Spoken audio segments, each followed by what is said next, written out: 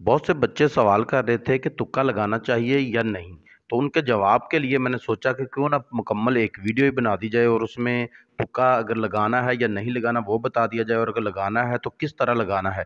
तो आज की वीडियो में हम यही बात करेंगे कि तुक्का लगाना है तो किस तरह लगाया जाए कि हमारे पेपर फर्ज करें नहीं आता, अब हम चाहते हैं कि पेपर पूरा कर लें तो फिर उसमें तुक्के लगाने हैं तो कैसे लगाएं। ये देखें, ये जो तुक्के हैं ये एमसीक्यूज पेपर में लग सकते हैं। तो तुक्का आपने लगाना है तो उसके लिए पहले देख लें, अगर आप कोई क्लास है, इंटरमीडिएट है, मैट्रिक है, या इस तरह की कोई और क्लास का पेपर दे रहे हैं, या कि आप जो पेपर दे रहे हैं वो आपके जॉब के लिए हैं, या पीपीएससी है, या इस तरह का कोई और पेपर दे रहे हैं। तो इस तरह के जो पेपर होते हैं वो उनमें दो तरह की चीज़ें होती हैं। एक में होती है नेगेटिव मार्किंग होती है, और दूसरा पेपर जो अगर होगा तो उसमें नेगेटिव मार्किंग नहीं होती। अगर तो आपकी नेगेटिव मार्किंग नहीं है तो उसमें आप जिस तरह चाहें तुक्का लगा लें, उसमें कोई हर्ज नहीं है। लेकिन अगर नेगेटिव मार्किंग है तो तुक्का आप ना लगाएं, और अगर लगाने की ज़रूरत पड़ जाए तो 7 से 8 जो है वो आप तुक्के लगा सकते हैं। क्योंकि अगर आप छोड़ के आ जाते हैं, खाली छोड़ के आते हैं, उसमें कोई टिक नहीं लगाते या बबल फिल नहीं करते, तो उसकी नेगेटिव मार्किंग नहीं है।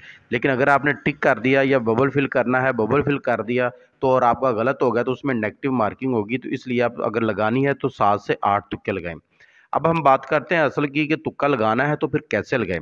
देखें, आपका जो पेपर है उसकी कुछ स्टेजेस होती हैं। तो 3 स्टेजों में आप अपने पेपर को डिवाइड करें। और कैसे करना है, स्टेज टू अटेम्प्ट, आप 3 स्टेजें बनाएं। उसकी पहली स्टेज में आपने क्या करना है, दूसरी में क्या करना है, तीसरी में क्या करना है, इस पर हम बात करेंगे। पहली स्टेज में आपने क्या करना है कि आपने सारा पेपर जो है उसमें जो जो आपको आते हैं, जो जो आपको लगता है ये ठीक है, वो सारे पेपर में हल कर लें।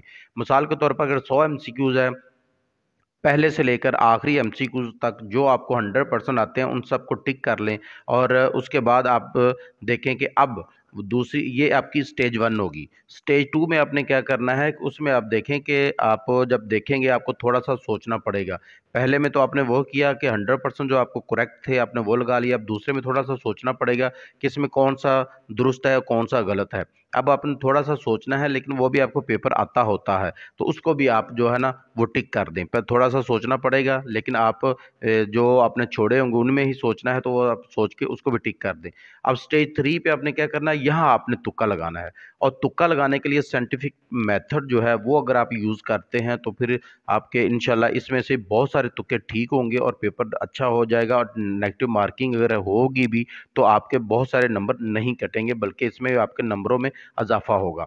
अब ये ट्रिक जो है तुक्का लगाने की वो कौन सी हैं, तो उससे पहले सबसे पहले आप देखेंगे अगर जो आपने छोड़े हुए हैं उनमें आपने आप तुक्का लगाना है तो उसमें अगर ऑप्शन में जो जवाब हैं, जो ऑप्शन हैं उनमें अगर आता है ऑल ऑफ द अबव या नन ऑफ द अबव, ये दोनों अगर उसमें ऑप्शन है तो उसमें ये देखें ऑल ऑफ द अबव जो है वो 95% चांस है कि वो दुरुस्त होगा, और नन ऑफ द अबव जो है उसके 5% चांस है कि वो दुरुस्त होगा।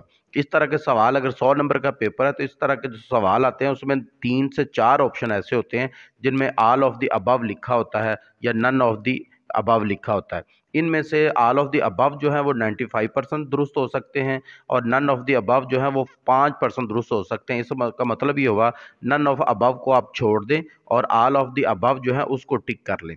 अब इसके बाद ये साइंटिफिक थ्योरी है, ये साइंटिफिक मेथड ये कहता है कि इसमें ऑल ऑफ द अबव जो है वो ज़्यादा चांस होते हैं। तो इसलिए अगर आपको दोनों को समझ नहीं आ रही, किसी और जवाब जो इसमें ऑप्शन है उनकी भी समझ नहीं आ रही, तो ऑल ऑफ द अबव को आप टिक कर दें। अगर इस तरह के लिए आप सबका पेपर उठा के देख भी सकते हैं, आप देखेंगे उसमें 5 6 7 इससे ज़्यादा ऑल ऑफ द अबव वाले सवाल नहीं आते, और या नन ऑफ द अबव वाले। और इनमें से जो ज़्यादातर दुरुस्त होंगे वो वही पे होंगे जो जिसमें ऑल ऑफ द अबव लिखा होगा। अब ये जो ट्रिक 1 है, अब अगर हम बात करें ट्रिक 2 की, तो ट्रिक 2 जो में आपने देखना है एलिमिनेशन मेथड से आप अपना जवाब जो है वो देखेंगे कौन सा दुरुस्त है कौन सा सही है उसको देखेंगे। उसमें है क्या, अगर आपने फ़र्ज़ करें कि आपको लग रहा है कि जो 4 ऑप्शन है ए बी सी और डी, इसमें आपको फ़र्ज़ करें लग रहा है कि जो हमारा जो डी ऑप्शन है वो तो है ही गलत, तो उसको आप क्रॉस लगा दें, बाकी आपके रह गया 3 A B C.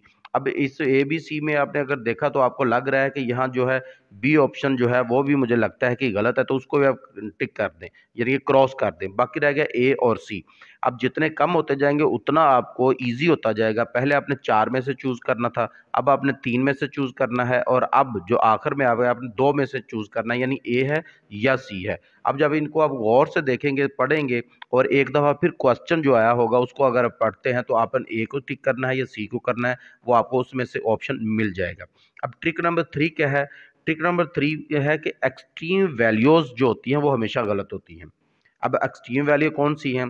Scientific study बताती है कि जब भी कोई पेपर आता है उसमें कुछ वैल्यूज़ होती हैं, और वैल्यूज़ जो हैं उनमें जो एक्सट्रीम वैल्यू होगी वो हमेशा गलत होगी। अब हम देखते हैं कि एक्सट्रीम वैल्यू जो है वो कौन सी होती है। फ़र्ज़ करें आपका कोई क्वेश्चन है और उसके ऑप्शन में जो जवाब है वो है 3, 6, 9 और 115। अब इसमें 115 जो है वो एक्सट्रीम वैल्यू है, सबसे ज़्यादा है, 9 के बाद यकदम 115 आ गई है। तो अब 115 जो होगी वो 100% गलत होगी, इसको आपने टिक नहीं करना। अब दूसरे 3 में से आपने ढूँढना है, तो ये जब आप उसमें ढूँढेंगे तो आपको उसमें पता चल जाएगा कौन-सा ऑप्शन दुरुस्त हो सकता है। या फ़र्ज़ कर लेते हैं एक और मिसाल अगर हम लें, तो आप फ़र्ज़ करें आपको जो जवाब आए हैं उसमें 1, 10, 20 और 120 आ गए हैं। अब 120 एक्सट्रीम वैल्यू हो गई है, तो ये गलत होगा। अब इसमें आपने देखना है कि इसको देखने की ज़रूरत ही नहीं है, बाकी 3 में से आप अपना जवाब ढूँढेंगे। अब टिक नंबर 4 में आपने देखना है कि जो सिमिलर ऑप्शन होते हैं, आपका जवाब उन्हीं में से होता है। अब सिमिलर ऑप्शन कौन से हैं? अब फ़र्ज़ कर लें कि आपको आरएनए और डीएनए ऑप्शन 2 मिले हुए हैं, तो आप समझ लें कि बाकी जो 2 हैं वो गलत हैं। 4 ऑप्शन है, फ़र्ज़ करें आपके जो उन दोनों में एक है आरएनए और एक है डीएनए। अब इसमें से आरएनए और डीएनए दोनों में से ही एक ही होगा, क्योंकि ये मिलते-जुलते हैं, सिमिलर से हैं। जब सिमिलर होता है तो इस तरह के जो सवाल होते हैं एग्ज़ामिनर जानबूझ के डालता है। वो चाहता तो है कि पेपर आसान बने, और उसको हदायत भी होती हैं कि पेपर जो है मीडियोकर लोगों के लिए होना चाहिए, यानी कि ऐसे बच्चे जो सारे बच्चे कर लें, जो 50% के तकरीबन बच्चे होते हैं उस तरह के कर लें। 100% बच्चों के लिए नहीं होता, ना ही फेल होने वाले बच्चों के लिए होता है। ये मिडयोकर बच्चों के लिए होता है, लेकिन उसमें कन्फ्यूजन डालने के लिए ऐसा होता है। ये आरएनए और डीएनए एक जैसे हैं, इसलिए इसमें कन्फ्यूजन डालने के लिए, कन्फ्यूज़ करने के लिए बच्चों को इस तरह के ऑप्शन दिए जाते हैं, और इनमें से ही एक आपका ऑप्शन दुरुस्त होता है। मिसाल के तौर पर साइन थीटा, कॉस थीटा, इस तरह के जो सवाल होते हैं, तो जो उसमें सिमिलर ऑप्शन होंगी उनमें से आपने तलाश करना है, आपका जवाब जो है उनमें से ही कोई ना कोई एक होगा। अब ट्रिक नंबर 5 क्या है? अब फ़र्ज़ करें कि आपको सवाल है और आपके ऑप्शन है ए, बी, सी और डी। अब 4 ऑप्शन हैं, अब 4 ऑप्शन में से जो पेपर बनाने वाला होगा वो कहेगा कि फ़ौरन पहले ऑप्शन पे ही उसको जवाब ना मिल जाए, और ना ही आखिरी में मिले, दरमियान में कहीं मिले जहाँ पे बच्चा उलझा रहे, उसको ज़हन को थोड़ी-सी तगदो करनी पड़े। तो इसलिए जो ज़्यादातर ऑप्शन दुरुस्त होते हैं वो बी और सी होते हैं। अब आपने अपने साहब पेपर उठाएँ, कोई भी जो भी आप पेपर की तैयारी कर रहे हैं, या किसी क्लास के पेपर की तैयारी कर रहे हैं, मुकाबले का इम्तिहान कोई दे रहे हैं, उसमें आप अगर पेपर उठाएँगे तो उसमें आप देखेंगे कि बी और सी ऑप्शन जो हैं इन्हीं में से ही ज़्यादातर जवाब होते हैं। अब आपने जब पढ़ना है, आपको तुक्का लगाने के लिए ए और डी के लिए ना लगाएँ, बी और सी को ऑप्शन को अच्छी तरह देखें, उनमें से जो समझ आए तो वो उसको आप टिक कर सकते हैं। अमूमन जवाब जो होता है इन्हीं में से ही होता है। अब एक ट्रिक वैसे आपको बता देता हूँ, वो भी ज़हन में रख लीजिएगा। बाज़ औक़ात हम तैयारी करते हुए कुछ सवालों को तो बहुत अच्छे तरीके से करते हैं, और बाज़ औक़ात हम ऐसा होता है कुछ सवाल हम कहते हैं इसको याद नहीं करना, वैसे पढ़ लेते हैं थोड़ा-सा, इसके ऑप्शन भी देख लेते हैं, तो हम सरसरी सा देख लेते हैं। तो जब वो उसमें से कोई सवाल आ जाए पेपर में, तो फिर हमें लगता है कि 4 ऑप्शन, और 4 ऑप्शन में हमें लगता है कि बी ऑप्शन जो है ना वो दुरुस्त है। आपने वो पढ़ा हुआ था लेकिन आपको कन्फर्म नहीं है। आपने सरसरी सा पढ़ा था लेकिन कन्फर्म नहीं हो रहा था, और ऐसा हर स्टूडेंट्स के साथ होता है। तो उस वक़्त आपने अपने ब्रेन पर यकीन रखना है, अपने ज़हन पर यकीन रखना है, उसको टिक कर देना है।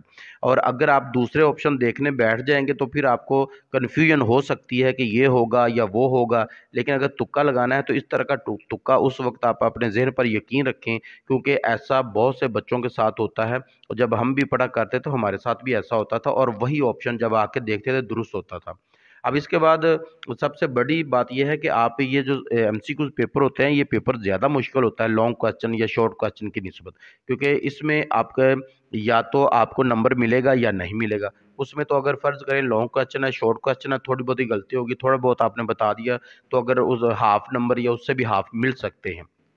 लेकिन इसमें क्या होता है, इसमें आपकी हाँ या ना ही होती है। या तो जवाब मिलेगा, दुरुस्त होगा तो नंबर मिलेगा, और अगर दुरुस्त नहीं होगा तो फिर क्या होगा, आपको नंबर नहीं मिलेगा। यानी कि नंबर के लिए यस और नो ही है। तो इसलिए इसकी जितनी ज़्यादा प्रैक्टिस करेंगे उतना ही ज़्यादा अच्छा है। जितने ज़्यादा इसको बार बार चेक करेंगे, लिखेंगे, इसकी प्रैक्टिस करेंगे, उतने ही आपके अच्छे नंबर आते हैं। इसका सिर्फ एक ही फार्मूला है कि इसकी प्रैक्टिस की जाए। और ज़्यादातर जवाब जो होते हैं वो आप देख लीजिएगा, जब भी आपके जवाब हो गए बी और सी पे, इसमें ज़रूर फार्मूला देखिए। ये भी जो है साइंटिफिक मेथड है कि अगर आपने तुक्का लगाना है तो बी और सी पे ही लगाएं, क्योंकि ज़्यादातर जवाब इनमें से ही होते हैं। डियर स्टूडेंट्स, उम्मीद करता हूँ कि वीडियो आपको जो है वो बहुत अच्छे तरीके से समझ आ गई होगी। लेकिन फिर भी कोई बात रह गई हो, या कोई आपकी तरफ से भी कोई ऐसा पॉइंट्स हो कि ये भी हो सकता है या आपके साथ ऐसा हुआ हो कभी, कि आपने पेपर में बैठा हो, किसी और वजह से आपने तुक्का लगाया हो और वो ठीक लग गया हो, तो कमेंट्स में हमें ज़रूर बताइएगा ताकि दूसरों का भी भला हो सके। वीडियो को लाइक ज़रूर कीजिएगा, चैनल को सब्सक्राइब भी कीजिएगा।